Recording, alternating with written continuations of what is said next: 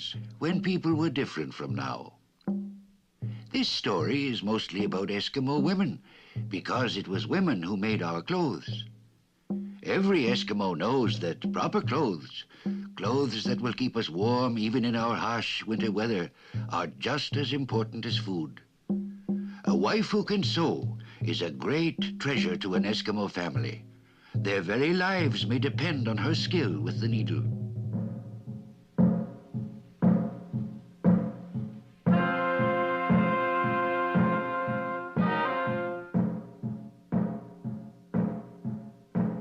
How can a man hunt without warm clothes? Even in spring, when a man hunts the seal, he must often stay for a long time on the sea ice. Wait in a wind so cold that it can freeze the blood. A sudden storm may catch him in the open air, away from shelter and the warmth of the oil lamps. Oh yes, an Eskimo must have warm clothing, and only an Eskimo woman knows the skill and secrets of sewing. Only she can sew a join so neatly, so cunningly, that her stitches keep out the water. Do you marvel at this? But it is true. My mother knew this secret, and the boots that she made for my father were as important to him as a good harpoon.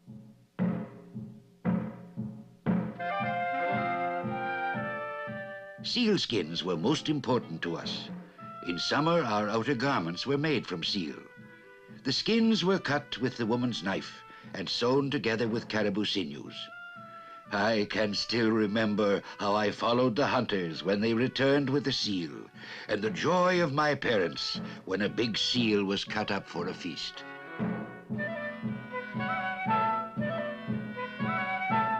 The skin was always carefully dried and then perhaps softened by chewing or rubbing with oil or fat.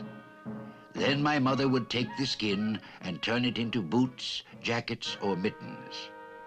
I gave little thought to these things when I was a child. Only now in my old age do I remember my mother's skill and kindness.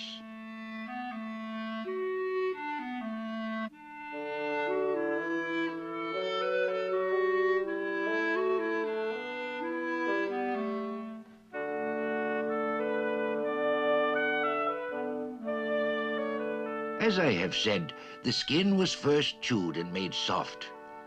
Then my mother rubbed the boots with oil. All this she did as I played nearby in the warm sun of a spring day. I remember putting on my new boots. Then I played in the pools of water made by the melting ice and snow.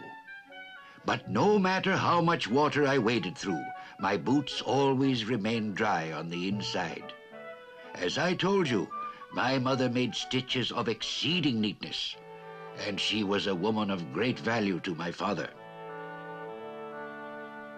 We made sealskin thongs for tying and for other needs, and my parents taught me these secrets. The skins were split into narrow bands with a sharp knife. These narrow bands of skin were then soaked in water. Thus the skin was made ready for stretching and scraping. I was always pleased to help in these important matters.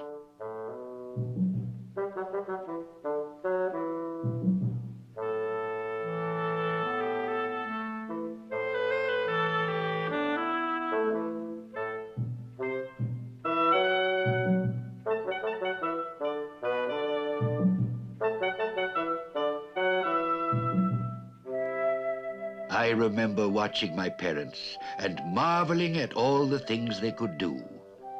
I learned that the skin of a caribou or a seal could be changed by their hands into thongs for tying or a dog harness. A skin could become clothing or a tent. It could become a kayak, a whip, or a sled. All this I saw when I was young, when the world was new to me, and I was learning the ways of a man and a hunter.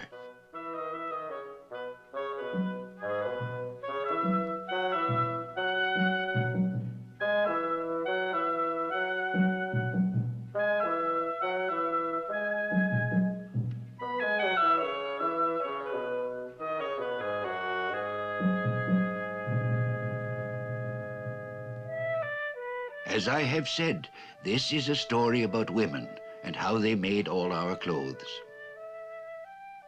My mother not only made clothes, but she also made the tent we needed for our summer journeys. For this, she used skins of the caribou, and her stitches were neat and strong. I remember playing near my mother as she worked, and I remember hearing her soft voice as she sang. These memories are very clear to me, for it was I who helped with the tent raising, and thus obeyed the wishes of my father.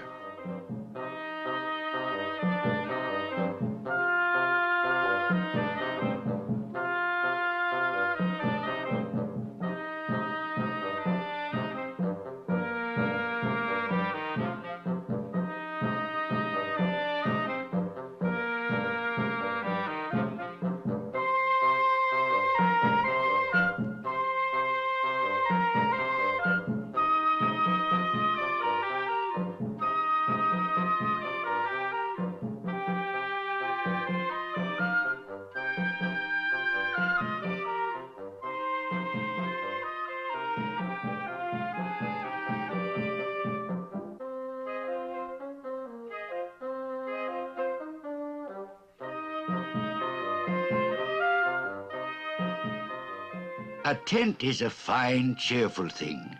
A tent means summer, the spearing of fish, the hunting of animals.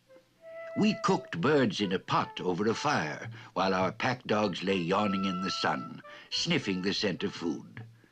Our tent was a summer home for us, a home to live in beside the water of lake or sea.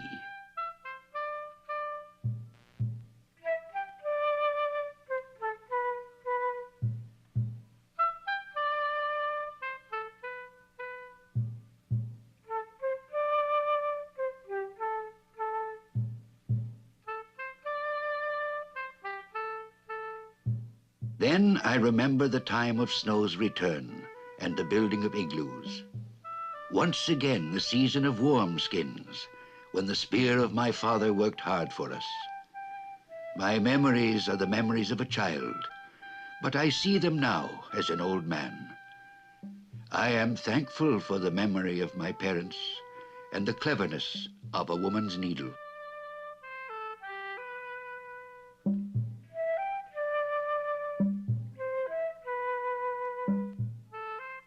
Our winter clothing was different from the clothes we wore in summer. In summer, the outer garment is made from sealskin, but in winter, our jackets were made from caribou. Our boots were made from sealskin and were tied firmly around the leg by a string or thong. I remember the carefree life of a child, playing alone or with other children. To leave the igloo and play outside, even in the coldest weather, was made possible only by the clothes we wore, clothes carefully made by the skill of my mother.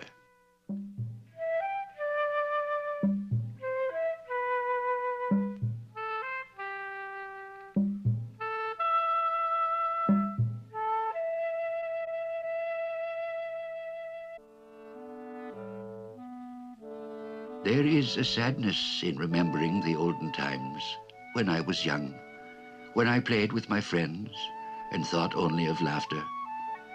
There is a sadness in remembering when I was young, when I knew the kindness of parents and gave no heed to the cold wind.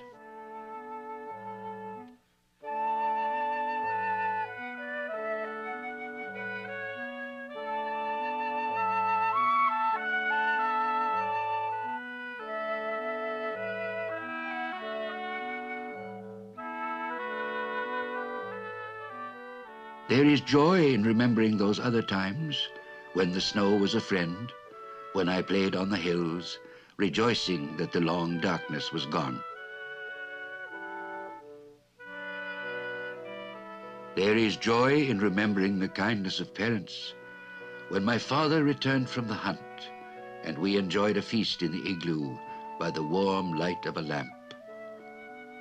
There is joy in remembering the kindness of parents, when my father helped with seal he had killed, and my mother sang quietly to herself as she cleverly cut the skins and used her needle by the light of the lamp.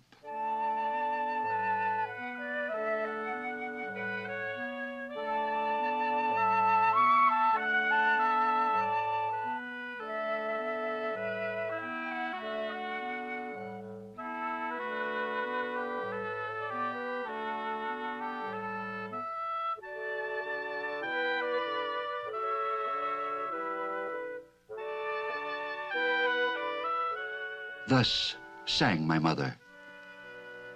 I am but a small woman, and my breath blows a song as I toil willingly. I am willing and happy to work, and in my eagerness to be of use, I sew with this needle. Sharp is my needle, like the tooth of a fox.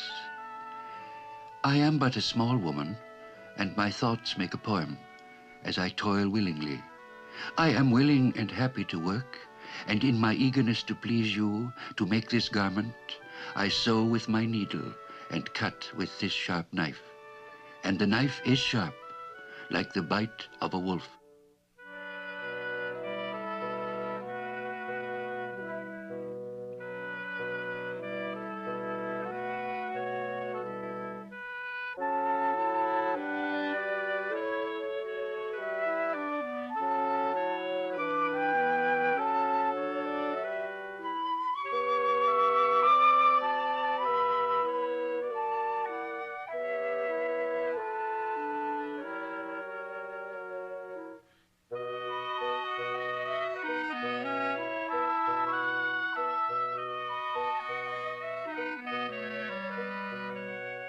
These mittens I have made for the hands of one who protects me. I will sing a song, a little song about someone who stands willingly at the blowholes. There is joy in knowing that the garments I have made, unworthy as they are, will be a comfort to a hunter. The bitter cold wind strives in vain against his garments, the garments that I made so clumsily. I am but a small woman, but I toil willingly. I am eager to be of use to him who stands patiently at the blowholes.